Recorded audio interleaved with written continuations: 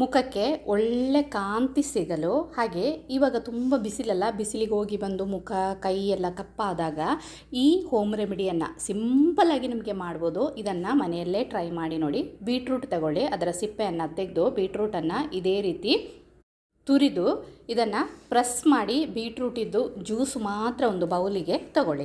ನೀರಿನ ಅಂಶ ಚೂರು ಸೇರಬಾರ್ದು, ಆ ಬೀಟ್ರೂಟ್ ಜ್ಯೂಸು ಮಾತ್ರ.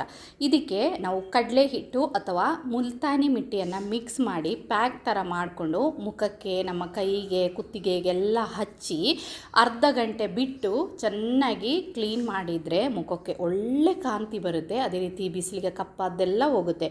ಹಾಗೆ ನೀವು ಬೀಟ್ರೂಟ್ ಸಿಪ್ಪೆಯನ್ನು ತೆಗೆಯುವಾಗ ಬೀಟ್ರೂಟ್ ಸಿಪ್ಪೆಯನ್ನು ಇನ್ನು ಮುಂದೆ ಬಿಸಾಕಬೇಡಿ. ಬೀಟ್ರೂಟ್ ನಾವು ಸಿಪ್ಪೆ ತೆಗೆಯೋದಕ್ಕಿಂತ ಮುಂಚೆ ಚೆನ್ನಾಗಿ ಬೀಟ್ರೂಟನ್ನು ತೊಳೆದು ಅದರ ಸಿಪ್ಪೆಯನ್ನು ತೆಗೆದು ಒಂದು ಲೋಟ ನೀರು ಹಾಕಿ ಅದನ್ನು ಕುದಿಸಿ ಆ ನೀರನ್ನು ಕುಡಿಯಬೇಕು. ದಿನಕ್ಕೆ ಒಂದು ಸಾರಿ ಹಾಗೆ ಬೀಟ್ರೂಟ್ ಜ್ಯೂಸ್ ಮಾಡಿ ಸಹ ಕುಡಿಬೋದು.